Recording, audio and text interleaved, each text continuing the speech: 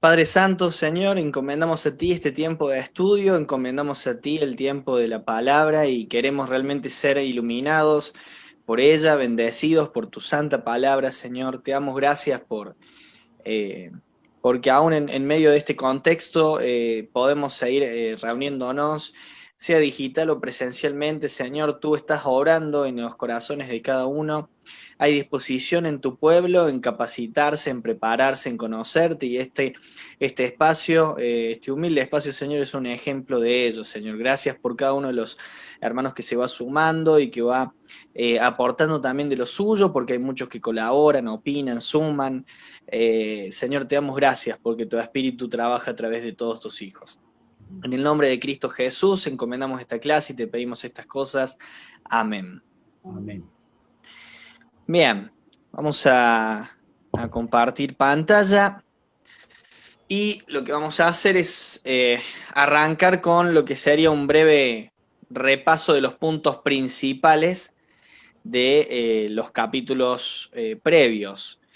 La introducción del libro ya la vimos. En el capítulo 1, esta ilustración, esta citación a entrar en la sala del tribunal para escuchar el cargo de Dios contra la nación de Israel.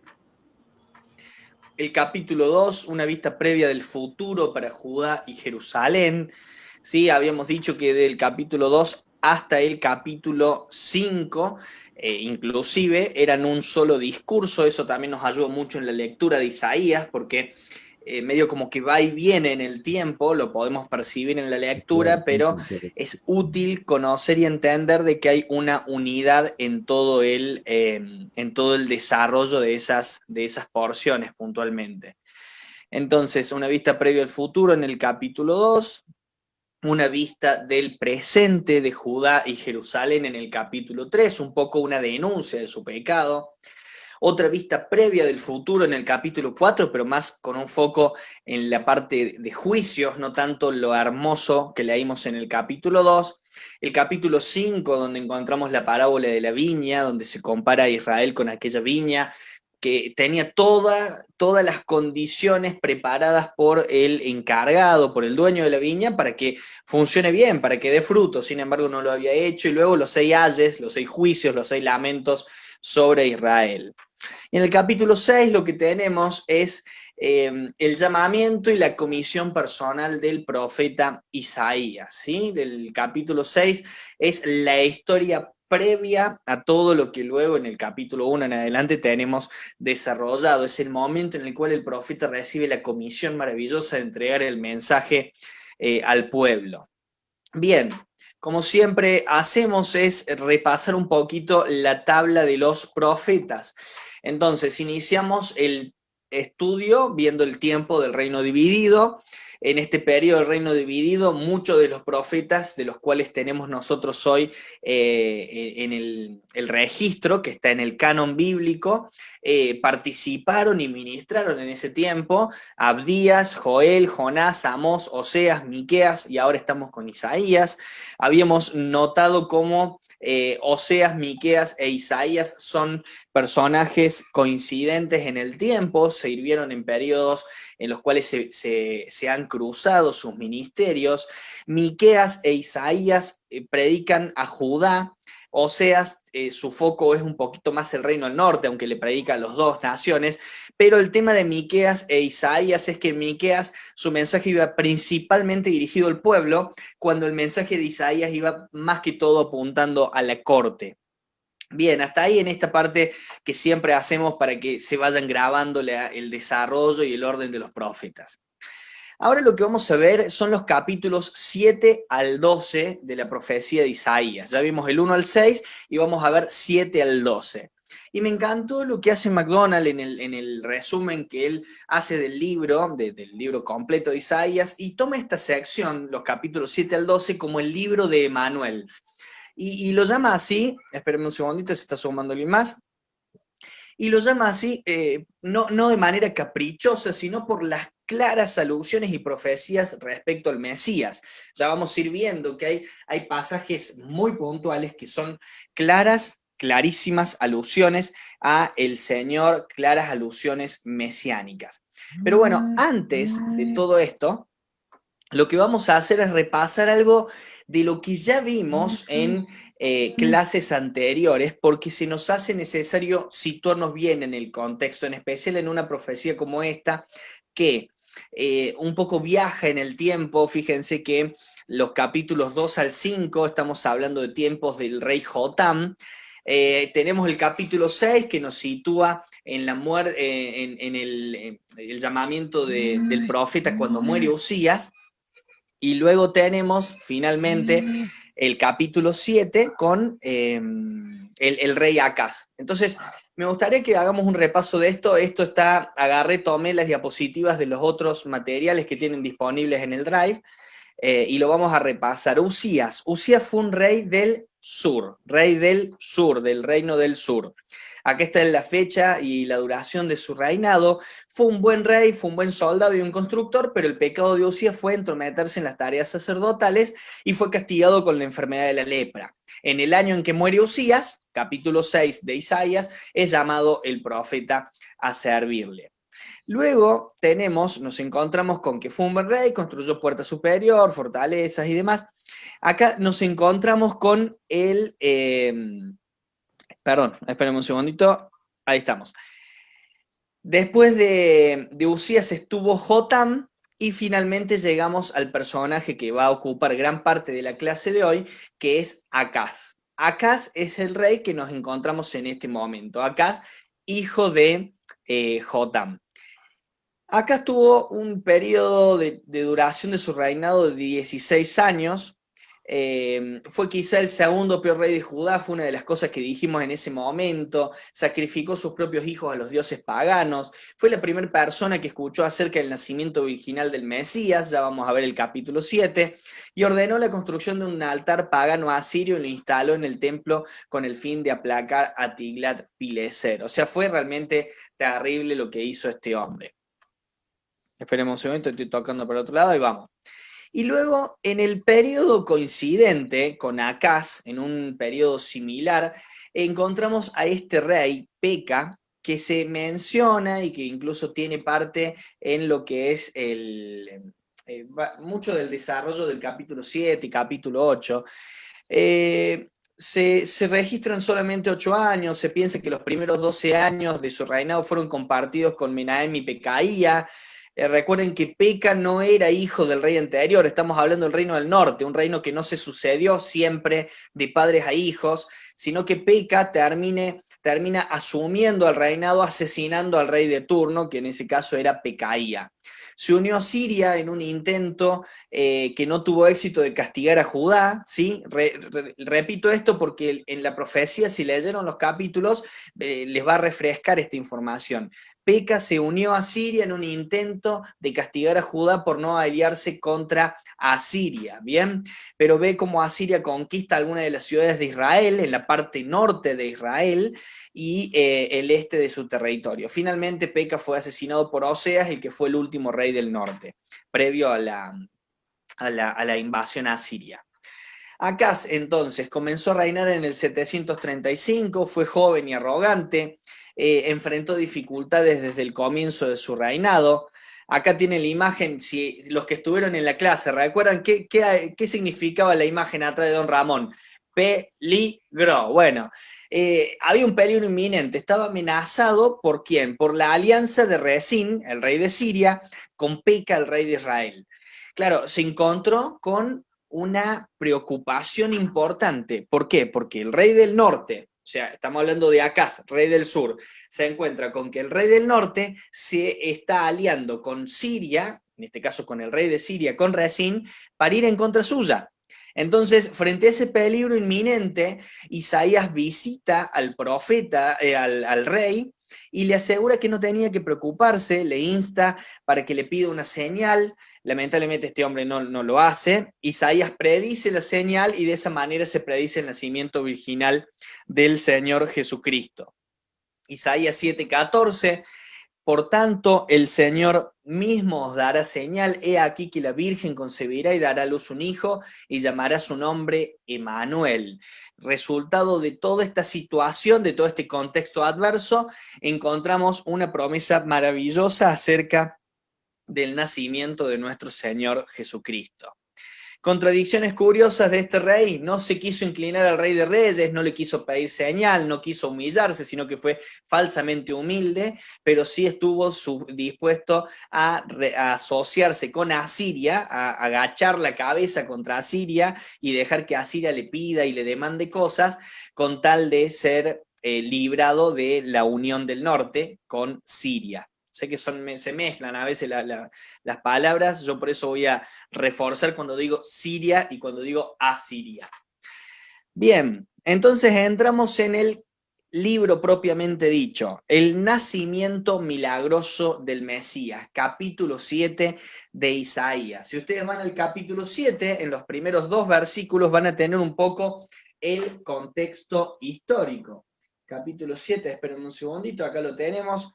Aconteció en los días de Acaz, hijo de Jotam, hijo de Usías, rey de Judá, que Resín, rey de Siria, y Peca, hijo de Remalías, rey de Israel, subieron contra Jerusalén para combatirla, pero no la pudieron tomar. Primero aclarar algunas cosas del texto. Gran parte ya lo hemos visto. Ya sabemos quién es Acaz, el rey que estaba en el sur, que fue hijo de Jotam, Jotam hijo de Usías, el rey que murió de lepra por meterse en las labores sacerdotales. El rey del norte sabemos que era Peca, hijo de Remalías, que había asumido en el trono de manera violenta, asesinando al rey de turno. Este se había aliado con Resín, rey de Siria, contra Jerusalén, o en realidad contra el reino del sur, Judá. Cuando dice subieron contra Jerusalén para combatirla, yo sé que se nos puede mezclar un poco esto en nuestra cabeza porque decimos, el reino del norte sube contra el reino del sur. Bueno, en eso entra un poco la geografía. La parte del norte es una parte un poquito más baja y la parte del sur, principalmente lo que es Jerusalén, se encontraba en una zona alta. Es por eso que dice subieron contra Jerusalén. Vino la nueva de la casa de David diciendo: Siria se ha confederado con Efraín. ¿Por qué Efraín? Bueno, ya habíamos dicho que Efraín representaba al reino del norte. No es la única profecía, la de Isaías, la que menciona a solamente esta tribu, la de Efraín, identificando a todo el reino del norte. Primero, que era una de las que más población tenía, y segundo, que Efraín había sido la primera en rebelarse, un poco que Efraín terminaba siendo una representación de la disposición general del reino del norte. Bien, entonces los primeros 2 versículos, contexto histórico. En el versículo 3 nos encontramos con el profeta Isaías y su hijo salen al encuentro del rey Acaz. El hijo de Isaías en este caso se llama Sear-Jasub. Ellos salen al encuentro al extremo del acueducto del estanque de arriba en el camino de la heredad del lavador. Esa es la descripción técnica. Posiblemente el rey ha ido allí para asegurar la seguridad de lo que es el abastecimiento de agua, y la heredad del lavador se llamaba así porque el pueblo extendía la ropa recién lavada para que se blanquease al sol. No era muy elaborada la respuesta del por qué tenía ese nombre.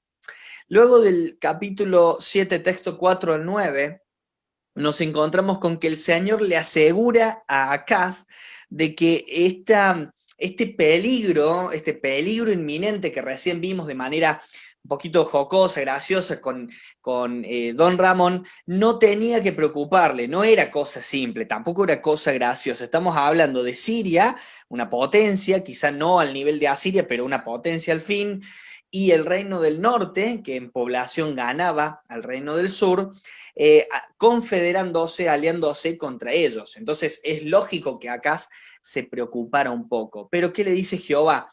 Jehová le va a decir en estos textos del 4 al 9 que no se preocupe, que la alianza entre Resín y Peca no eran más que 2 cabos de tizón que humean, como esas 2 brasas, esos dos carbones que ya están a punto de apagarse, que ya ni siquiera color tienen. Entonces el Señor quiere transmitirle tranquilidad, ¿Por qué? Porque esto no iba a perdurar, esto no iba a durar. Y es más, ahí también hay una profecía acerca del futuro del Reino del Norte, un futuro trágico en el que el Reino del Norte iba a terminar de ser más que exterminado, anulado por completo. El Reino del Norte no solamente sufrió la invasión asiria, sino que luego las potencias enemigas instalaron gente extranjera en ese lugar que mezcló por completo las razas. De esa forma, pervirtió por completo a la nación. De esa forma, el Reino del Norte terminó viéndose invadido, mezclado y totalmente contaminado por otras naciones y de esa forma anulado. Luego de los versículos 10 al 13, Jehová le ordena al rey que le pida señal. Le ordena al rey que le pida señal, y aunque lo que leemos en el texto podría parecer una actitud humilde, algo raro en un rey como Acaz, una actitud humilde del Señor, fue una humildad falsa. El rey no quiso encima usa un texto bíblico, no quiero tentar a Jehová. A ver, el mismo Dios te está diciendo lo que tenés que hacer, entonces no lo estás tentando. Claramente él no quería inclinarse a Jehová.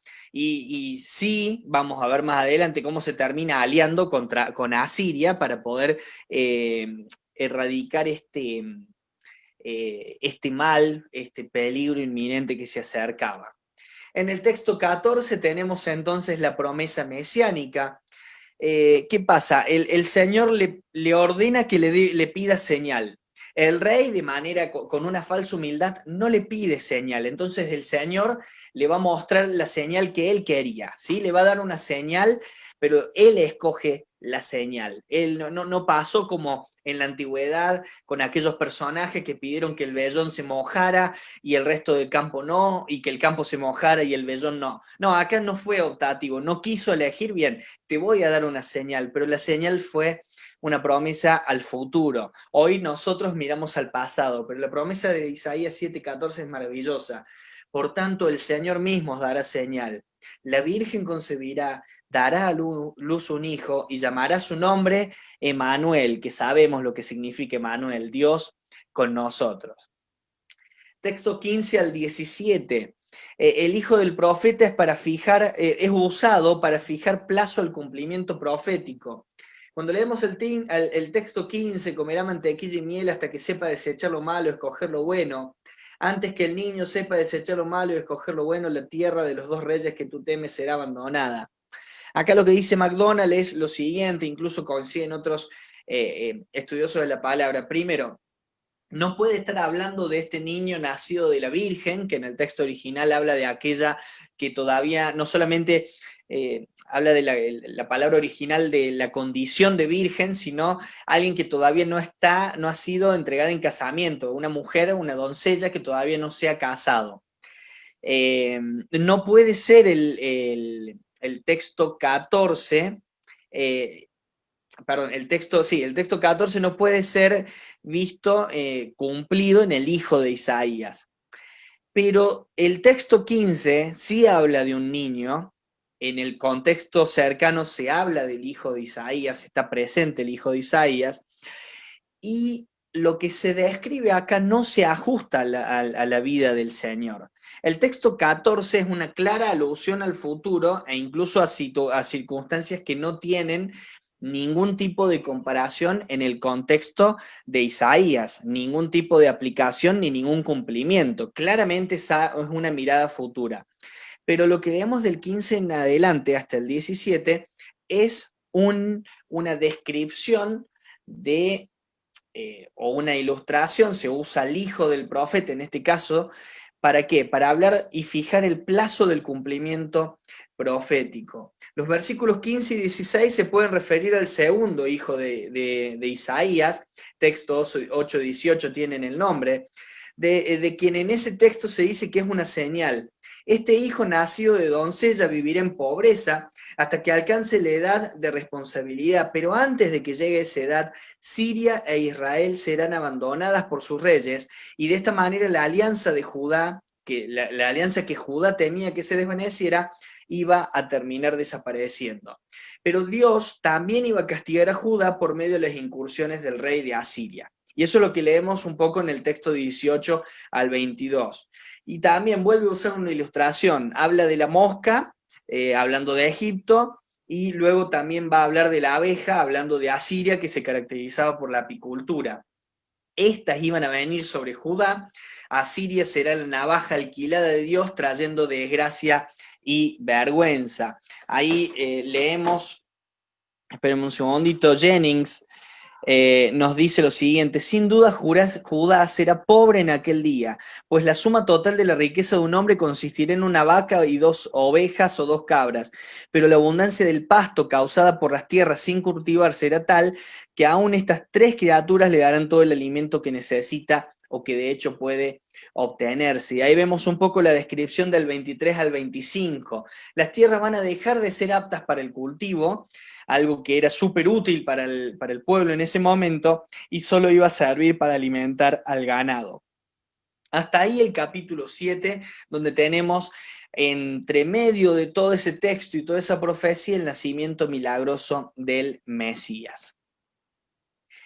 Capítulo 8. En el capítulo 8 tenemos una descripción de la tierra maravillosa del Mesías. En los versículos 1 al 4, el Señor le dice a Isaías que escriba con caracteres legibles Maer Salal Asbath, que vamos a ver más adelante que le pide que le ponga así a su hijo. Pero no solamente le pide que escriba eso en una tabla, sino que lo haga con 2 testigos. En ese caso los menciona, que es Urías, el sacerdote, y Zacarías, el hijo de Jeberequías. Estos después iban a poder validar el mensaje. Era una profecía que iba a tener cumplimiento en el corto plazo, en tiempos en los cuales todavía estos testigos estuvieran vivos, y ellos iban a ser el respaldo que iban a terminar validando. Che, mira, esto fue escrito frente a nosotros antes que se cumpliese. De esa forma el Señor también respalda a su profeta. El nombre significa Maer Salal Asbaz, el despojo se apresura, la presa se precipita, y señala la destrucción de Siria e Israel por Asiria. Jehová interpreta el significado incluso de esto cuando manda a Isaías que le ponga este nombre a su hijo recién nacido. Luego en los capítulos, en los versículos 5 al 10, Jehová también tiene algo que decir en cuanto a Israel, ya que el pueblo del reino del norte desechó las aguas de Siloé que corren mansamente, agarra y utiliza la figura del agua para describir la forma en la que Asiria va a inundar la tierra de Manuel, la tierra de Israel. Aún así, los enemigos de Judá serán quebrantados. Digamos, en estos textos 5 al 10 tenemos cómo Asiria termina siendo castigo para Emanuel, para la tierra de Emanuel, para la tierra del pueblo escogido del Señor, pero estos enemigos, principalmente Asiria, iban a ser juzgados y quebrantados. Versículos 11 al 15, el Señor exhorta al profeta para que no tema la conspiración, sino que el Señor le va a decir: Él será por santuario a todos los que se apoyen en Él, más piedra para tropezar a todos los demás. Él le va a decir: yo soy tu resguardo. Yo soy el lugar donde vos te podés sentir seguro, así que no quiero que temas esta conspiración. Versículos 16 al 18. Isaías manda a los 2 discípulos fieles, a estos 2 que leímos en los primeros versículos, que guarden esta palabra del Señor hasta que la historia muestre su cumplimiento. El profeta va a esperar a Jehová, el cual ahora ha escondido el rostro de su pueblo y en él va a confiar. Y acá resalto algo que dijo un autor: Isaías, que significa Jehová salva; Sear Jasub, el nombre de su primer hijo, que significa un remanente volverá; y Maer Salal Asbaz, el nombre de su segundo hijo, el despojo se apresura, la presa se precipita. Son por sí mismos nombres, señales y presagios de la definitiva misericordia de Dios con Israel y del juicio de sus enemigos. Llega el texto 19. Fíjense, el texto 19 lo que habla es de encantadores y adivinos y hablar con los muertos. Es una exhortación contra el espiritismo, práctica en la que cayó el famoso rey Saúl, práctica en la que generalmente cae la sociedad cuando hay un periodo de deterioro espiritual, cuando hay un alejamiento claro de la voluntad del Señor. Varias veces en la historia de la Escritura se encuentra a la nación cayendo en esta situación. Entonces el texto 19 es una exhortación contra el espiritismo. Y luego el versículo 20 del capítulo 8 me gusta porque lo que hace es resaltar la forma en la que se termina validando todo maestro. Dice el texto 20, a la ley y al testimonio. Si no dijeren conforme a esto, conforme a la ley y al testimonio, es porque no les ha amanecido. Lo que está diciendo, todo maestro ha de ser probado por la palabra de Dios. Si su enseñanza no concuerda con las escrituras es porque no les ha amanecido. Todos los que están de esta manera son mal encaminados. Todos los que están de esta manera van a vagar, fatigados y hambrientos, maldiciendo a Dios y a su rey por su situación. Dice la palabra que mirarán al cielo y a la tierra para encontrar alivio, pero no lo hallarán, porque solamente van a hallar tinieblas y angustia. Estamos en la descripción de la tierra maravillosa del Mesías. Esto sigue hasta el capítulo 10. Capítulo 9 y cortamos un segundito, después vamos a ver 10 al 12. Desde el texto 1 al 5, la profecía nos lleva a la venida del Mesías. Capítulo 9, versos 1 al 5 también son muy conocidos. Mas no habrá siempre oscuridad. Recuerden que estamos hablando de tinieblas, tinieblas para todos aquellos que se alejaban de la palabra, del mensaje del Señor, de la voluntad del Señor. Pero no va a haber siempre oscuridad para la que ahora está en angustia, tal como la aflicción que le vino en tiempo que livianamente tocaron la primera vez tierra de Zabulón y la tierra de Neftalí, pues al fin llenará de gloria el camino del mar de aquel lado del Jordán, en Galilea de los gentiles.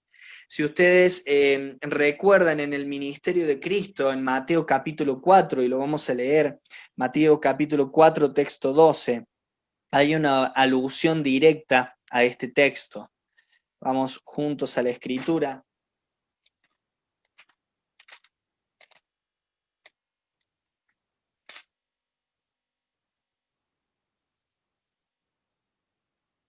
Dice Mateo 4:12, cuando Jesús oyó que Juan estaba preso, volvió a Galilea, y dejando a Nazaret vino y habitó en Capernaum, ciudad marítima, en la región de Zabulón y de Neftalí, para que se cumpliese lo dicho por el profeta Isaías cuando dijo, tierra de Zabulón y tierra de Neftalí, camino del mar del otro lado del Jordán, Galilea de los gentiles. El pueblo asentado en tinieblas vio gran luz y los asentados en región de sombra de muerte, luz les resplandeció. Tenemos la palabra de Dios mostrándonos y haciéndonos ver el cumplimiento de una profecía veterotestamentaria. Entonces, capítulo 1 al 5, versículo 1 al 5, la profecía nos lleva a la venida del Mesías. Y el verso 6, que también es muy conocido, el verso 6 del capítulo 9 de Isaías, nos va a hacer ver la primera y segunda venida juntos. Fíjense el capítulo 9, verso 6. Porque niño nos es nacido, hijo nos es dado, y el principado sobre su hombro. Y se llamará su nombre admirable consejero, Dios fuerte, Padre eterno, príncipe de paz. En un solo versículo tenemos la primera y segunda venida. Porque niño nos es nacido hablando de su humanidad, hijo nos es dado hablando de su divinidad, el Hijo de Dios, y tenemos la alusión a la primera venida. Y luego lo que vemos y lo que describe el resto del texto nos lleva a la mente al momento en el cual el Señor va a venir a instalar su reino milenial, del cual ya vamos a tener una descripción en el capítulo 11. Pero nos va a decir en la segunda parte, fíjense, el principado sobre su hombro. Él va a reinar como Rey de Reyes y Señor de Señores. Se llamará su nombre admirable. Este es un nombre, no un adjetivo. Habla de su persona, habla de su obra. Consejero, hablando de su sabiduría para gobernar. Dios fuerte, gobernante omnipotente y supremo. Padre eterno, o mejor, Padre o fuente de la eternidad. Eterno en sí mismo, otorga vida eterna a aquellos que creen en Él. Lo que dice Vine es, hay una doble revelación en esto. Él habita y posee la eternidad. Él es instructor, maestro y proveedor amable, tierno, compasivo y sabio. Y por último, Sar Shalom, el príncipe de paz, aquel que por fin traerá paz a este mundo atribulado. Realmente es maravillosa la descripción de Isaías capítulo 9, texto 6 de nuestro Señor Jesucristo. Continuamos. El capítulo 9, verso 7 nos dice y nos habla de lo dilatado de su gobierno, pacífico, limitado, sentado sobre el trono de David. Él va a gobernar con justicia y con juicio, y va a gobernar sobre toda la tierra. Capítulo 9, versos 8 al 12, perdón. De nuevo el profeta va a hablar de los truenos de juicio, dividiendo su mensaje en 4 estrofas, y si ustedes se fijan, cada una de esas estrofas termina con algo que se repite en el versículo 12, en el versículo 17, en el versículo 21, y en el capítulo 10, verso 4, con lo siguiente: ni con todo ha cesado su furor, sino que todavía su mano está extendida. Habla de la gravedad y la extensión del castigo, del juicio divino. No fue cosa simple lo que sucedió, ni va a ser cosa simple la forma en la que Dios va a actuar. Versículos 13 al 17 es una advertencia para la completa destrucción de la población, y los versículos 18 al 21 nos muestran, nos significan lo que es que a causa de la maldad general la tierra va a ser consumida por el fuego de la guerra civil, de la anarquía, hambre, saqueo. Van a caer en cosas terribles. Lean los textos si quieren, a ver, capítulo 9, versos 18 al 21. La maldad se encendió como fuego, cardos y espinos devorará, se encenderá en lo espeso del bosque, serán alzados como remolinos de humo. Por la ira de Jehová de los ejércitos se oscureció la tierra, y será el pueblo como pasto del fuego. El hombre no tendrá piedad de su hermano. Fíjense lo terrible que va a ser ese tiempo. Cada uno que fue ese tiempo, cada uno hurtará a la mano derecha y tendrá hambre, y comerá a la izquierda y no se saciará, cada cual comerá la carne de su brazo. Manasés a Efraín y Efraín a Manasés, ambos contra Judá, ni con todo esto ha cesado su furor, sino que todavía está su mano extendida. Terrible descripción de lo que va a ser este tiempo de juicio. Desde el capítulo 8, lo que venimos viendo es esta sección que describe la tierra maravillosa del Mesías. Y en el capítulo 10 del 1 al 4 continúa lo que viene desarrollando en el capítulo 9. Por eso incluso yo cuando les cité las cuatro veces en las que se repite la frase de que con todo no cesará y su mano sigue extendida, también se repite en el capítulo 10, verso 4. O sea que los primeros 4 versículos, que arranca el 10.1, hay de los que dictan leyes injustas y prescriben tiranía, y digamos es un juicio contra los que roban a los menos privilegiados.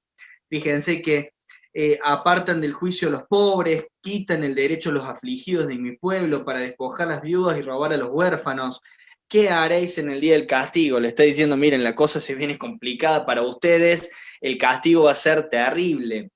Hay una de las bienaventuranzas que habla de aquellos que tienen hambre y sed de justicia, ¿sí? Es bueno cuando en nuestro corazón hay ese verdadero sentir por la justicia, pero una justicia real, no una justicia que se llega a través de técnicas o estrategias o siquiera partidos o formaciones, ideologías humanas, sino la única verdadera buena justicia, que es la de nuestro Señor. El día que Él reine vamos a ver lo que es un reinado justo, justicia para los menos privilegiados, justicia para todos. Pero bueno, hay un juicio sobre los que roban, sobre los que atacan a los menos privilegiados. Y desde el 10.5 hasta el final del capítulo 10, vamos a encontrar a Asiria como instrumento de Dios. Y Dios primero va a hablarle a Israel y le va a decir, mira, Asiria es el instrumento que yo voy a usar contra vos, pero después le va a hablar a Asiria y le va a decir, mira, no te enorgullezcas, y lamentablemente Asiria lo hace, o sea que por tu orgullo te voy a juzgar también, y hay algunos versículos que son clave en la lectura, así que vamos a ir avanzando a poco. 10 del 5 al 11, Dios va a usar a Asiria para castigar a Judá. Pero los asirios tienen planes aún mayores. Su meta es construir un imperio mundial por medio de la conquista.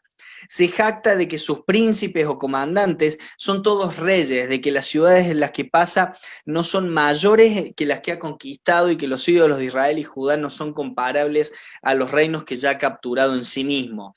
Dios usa a Asiria como un instrumento, pero Asiria se equivoca y se enorgullece y cree que lo hizo todo él. Bueno, ahí realmente le pifia muy mal. Tenemos entonces los versículos 12 al 19. Dios va a castigar el orgullo y la arrogancia de Asiria y de su rey. El rey, atribuye el éxito a su propio poder, a su sabiduría. Entonces, la vara y el báculo en las manos del Señor no debe jactarse en contra de las manos del que lo sujeta. Está usando una figura. A ver, el hacha no puede jactarse de haber derribado el árbol, porque hubo alguien que sostuvo ese hacha.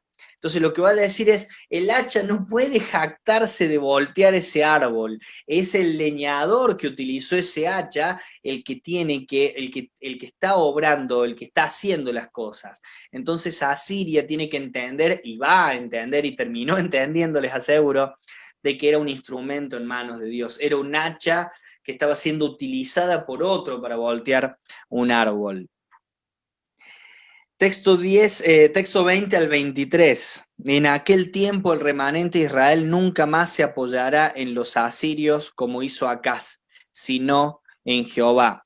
Bien, gran parte de esta profecía, desde los versos 20 al 23, está apuntando a la segunda venida, no tanto al tiempo de la destrucción de Asiria.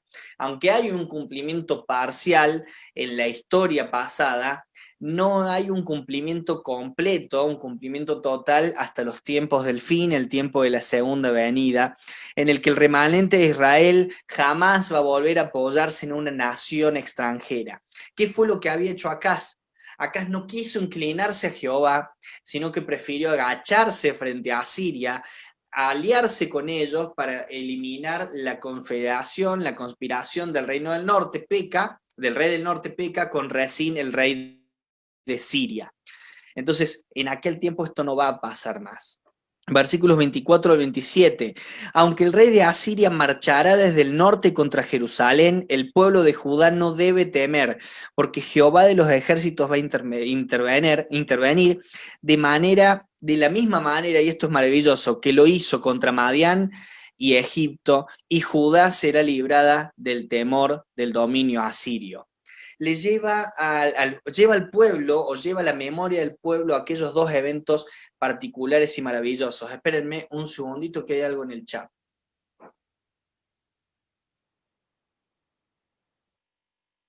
Bien, ahora es para responder después, así que aprovechamos y lo respondemos después.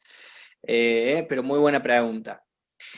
Entonces, aunque Asiria marche contra el pueblo, no deben temer porque Jehová es quien los cuida. Y ¿recuerdan el episodio de Gedeón contra los madianitas? ¿Y recuerdan lo que pasó en el Mar Rojo con los egipcios? Lo que le está diciendo Isaías, con palabra del Señor obviamente, es: che, pueblo mío, yo te voy a cuidar. Te cuidé contra los madianitas y lucharon un par contra un montón, ni siquiera tuvieron que luchar y terminaron venciendo. Era solo un pueblo, un grupito de pastores escapando de una potencia mundial, y con el Mar Rojo yo lo utilicé como instrumento y los eliminé, los exterminé. Ustedes pueden contar grandes cosas que ha hecho Jehová en la antigüedad porque yo los cuidé constantemente. Luego los versículos 28 al 34, en las ciudades mencionadas, lo que tenemos es una descripción de la ruta recorrida por los asirios. Cada ciudad está más cerca de Jerusalén hasta que el Señor interviene. Fíjense, vino hasta Ajat, pasó hasta Milgrón, en Migmas contará su ejército, pasaron el vado, se alojaron en Jeba, Ramá tembló, Gabá de Saúl huyó, grita en alta voz, hija de Galim, haz que se oiga hacia Lais, pobrecilla Anatot. Y sigue la lectura, esperen un segundo, está un poquito lejos. Madmena se alborotó, los moradores de Jebín huyen.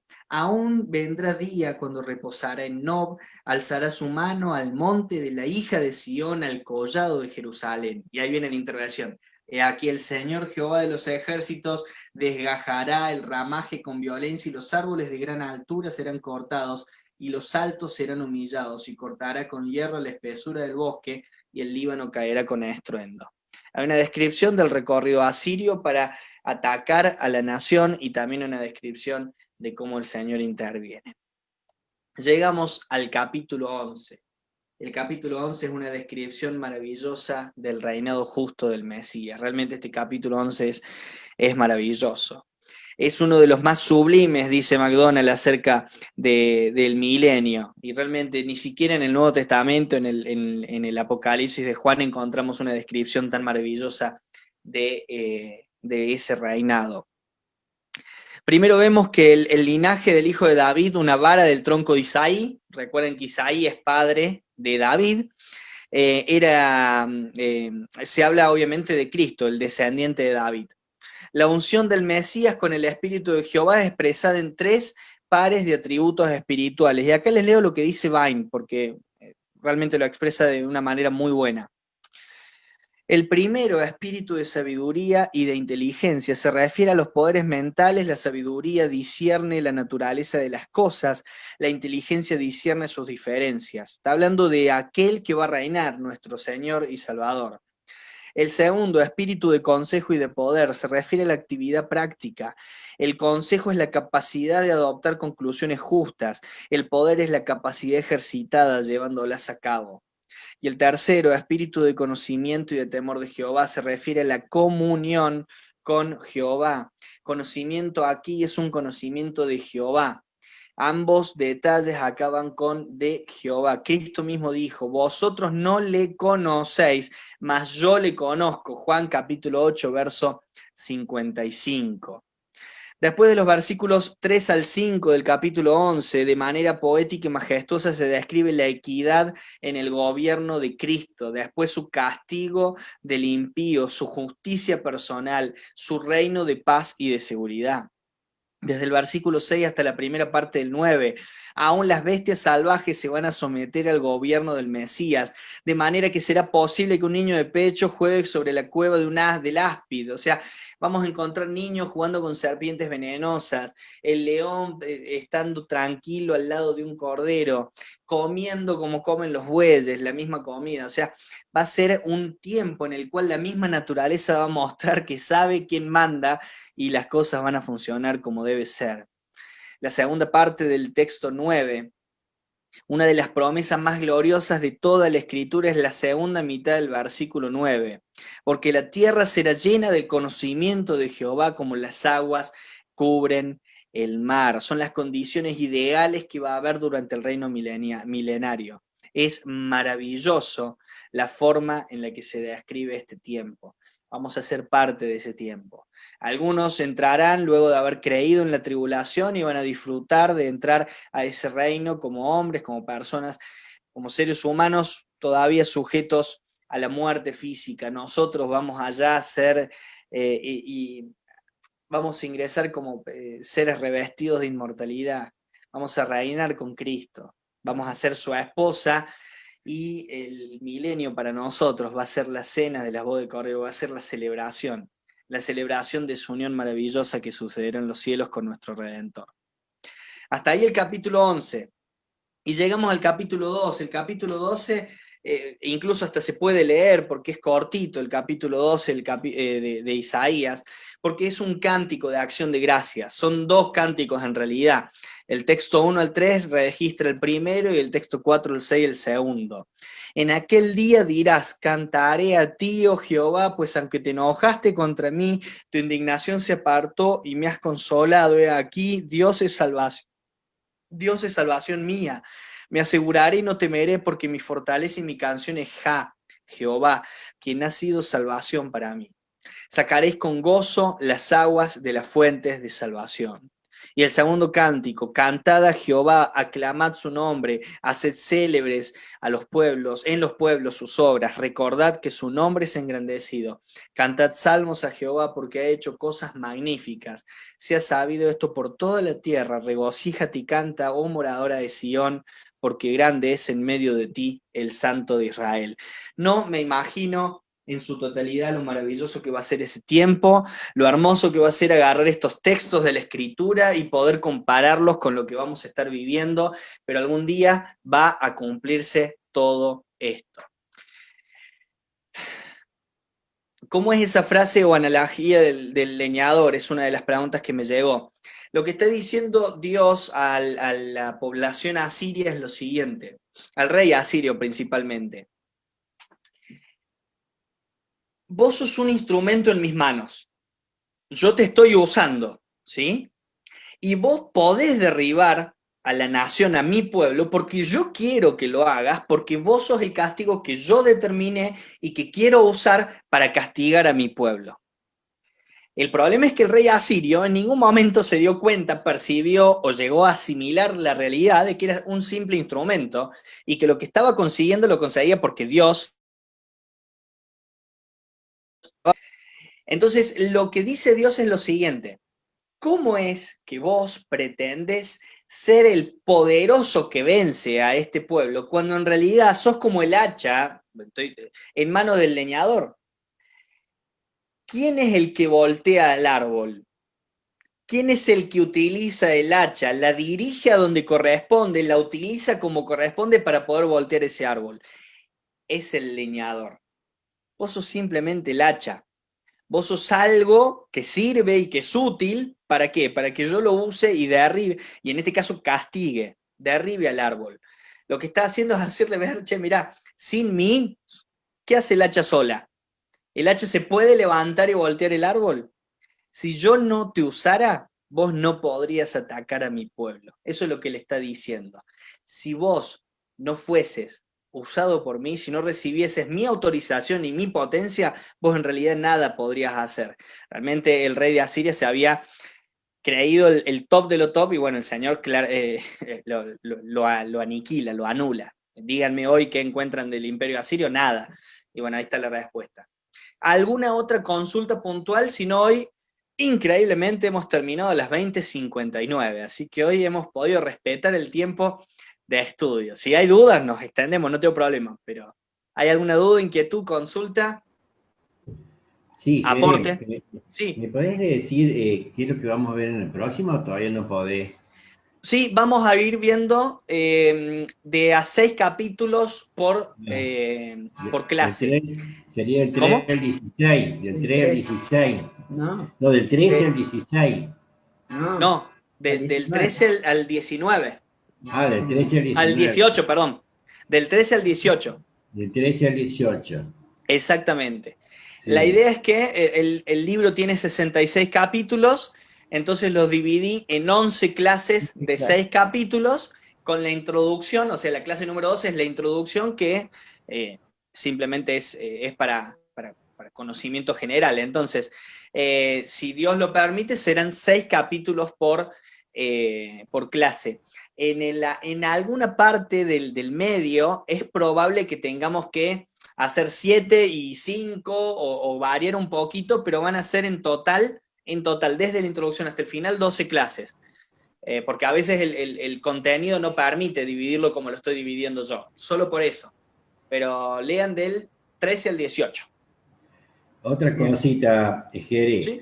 de cuando tomaste que empezamos del 11 de nuevo, no apareció en la pantalla la divisoria que va a ser por versículo, el resumen. No lo hice, Ah, dejé solamente la Ah, imagen del león, pero lo voy a ah, hacer y se las voy a pasar, si les parece, así lo bueno, tienen. sí, pero Total, dale. la es redactar, definición. no se preocupen. Para mañana se las tengo lista y la paso en la difusión que siempre mando. Ah, eso es muy lindo porque te ayuda mucho. Sí, te grafica. Sí, Sí les sí. aviso, porque quizá no todos saben, hay una página web y esa página te permite acceder a un drive donde están todos estos materiales que yo voy armando.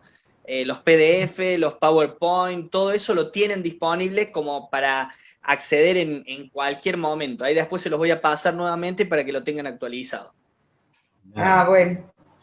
Bueno, si no hay más, entonces consultas, oramos y cerramos este hermoso tiempo de comunión y de estudio.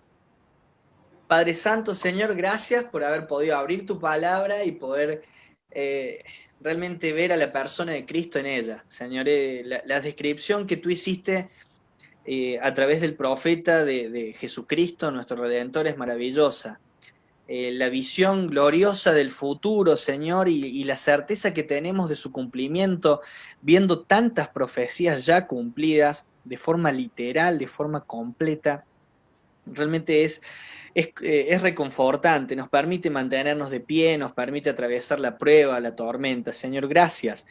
Gracias por Jesucristo, gracias por su obra, gracias porque en la antigüedad hubo santos hombres tuyos, Señor, fieles a ti, que estuvieron dispuestos a ser usados por tu Espíritu, aún en contra de toda la sociedad que los rodeaba, para dejarnos palabras tan maravillosas como esta, Señor. Gracias por el profeta Isaías, por los otros que estuvimos viendo, Señor, y los que veremos si Jesucristo no viene antes a llevarnos, Señor.